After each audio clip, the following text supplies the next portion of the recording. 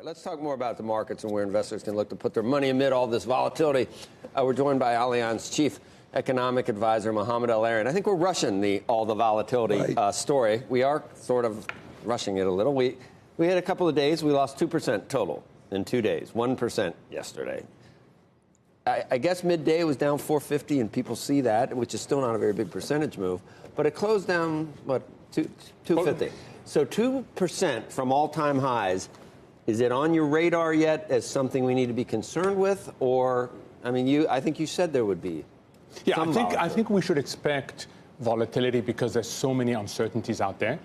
But comparing today to what happened a year ago is absurd. As Mike pointed out, financial conditions are much looser than they've been a year ago. Right. What is of issue, and we have to remember, is this is once again a single issue market. Trade, trade, trade. It's all about trade. A year ago, it was all about central banks. Right. So we are a single issue market. I honestly think that the trade issue is not as big as people make it out for the economy. Even an additional round of tariffs on December 15th? Yes, for a few reasons. One is that the domestic sector is very, very strong. And I think we're going to get confirmation again on Friday of a strong labor market. Two is the impact, the price pass-through is not going to the consumer directly.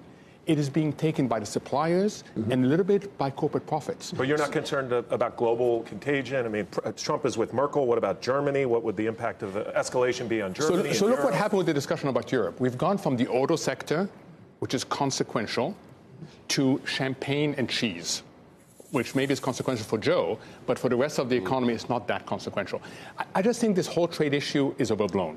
What I worry about, and it's good to have Mike here, is that when you become a single issue market, you tend to decouple from the broader fundamentals that determine asset values over the long term. And at some point, we're going to have a reconciliation. Mohammed, the latest worry among many people that, now that the market's almost at an all-time high, it's a little bit off. Okay, we did come down a little. Unemployment, 3.7%. The latest is that the trade war has impacted CEO behavior and the benefits of the tax cut in terms of capital spending and investment have been neutralized by the uncertainty engendered by the trade war. So we're growing slower. GDP is not going to hit any of the bullish estimates that we saw. It could be as low, it could be under 2% this quarter. So all these good things that were happening, we introduced a self-inflicted headwind with the trade problems. Is that true? So first, I think we're going to have a growth rate of 1 to 3/4 to 2.25. That's not so great. Could we grow faster? Yes. Okay. What is the problem? Business investment, you're right. But what's holding on back business investment? It's not just tariffs. It is that demand in the rest of the world is low. Yeah, but maybe that's from the trade war. It was low before the trade war. I know. Yeah, but I think it's getting better.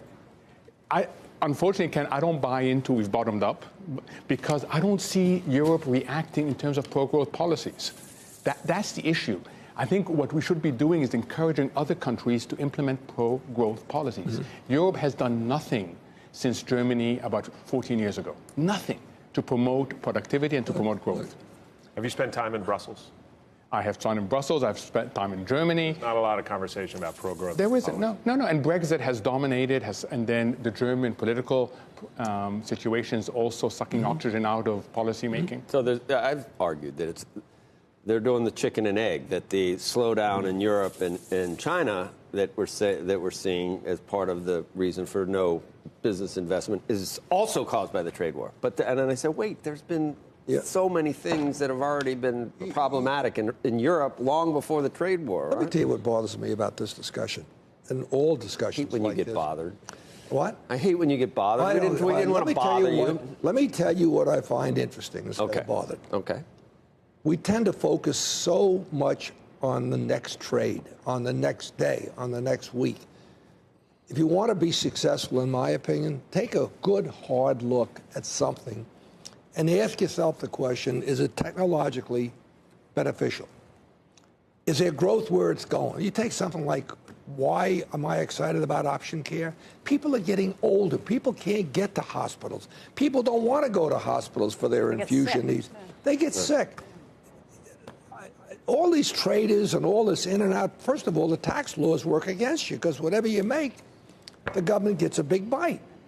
So, look, I'm not poo-pooing what you're saying. I'm saying that If you miss a certain 8 days of trading of any stock, you missed 90% of the appreciation or depreciation of that stock in that year. I ain't smart enough to know what the 8 days are. So you know what I do? I own them for 365 days, and I catch them on the downside as well as the upside. But I'm not attempting to demean your professions. I'm just saying that all this stuff, including all of the business media, we're getting a little crazy here about this. So it's down 2% in 2 days. Who cares? The guys that panicked in December of 18 lost a hell of a ride. And as you said, you were buying. You're damn right. I was buying yesterday. Yeah. I was buying JP Morgan. Look at the banks. You want to feel good about the economy? Look at the health of the banks in the economy. The banks are strong again, and the banks are going to stay strong. So can I agree with you about look for growth sectors, look for well-run companies? I would add one thing: look for strong balance sheets. Oh, absolutely. Okay. No.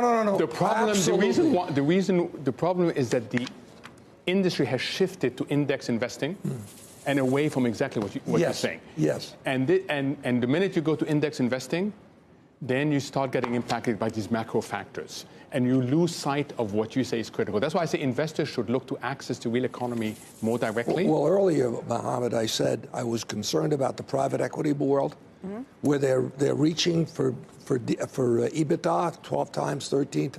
Somebody's going to pay them. Plus, they're living with low interest rates. I just bought a company, wonderful business. I locked my rate in at 2.63% for 5 years, so I'm not worried about interest rates. Meanwhile, the business is doing very well. But there was a study done, 60% of all of the private equity deals that are done with an EBITDA multiple of over 11 go bankrupt. So what they're not doing, they better pray that the market's accommodating and they can get their ass out and get their equity out, or they're going to be left whole. It's like musical chairs. When the music stops, somebody's not going to have a seat. Right. So I'm sorry. I think things are going to be good over the next 10 or 15 years. Next 10 or 15 months, who the hell cares? Right.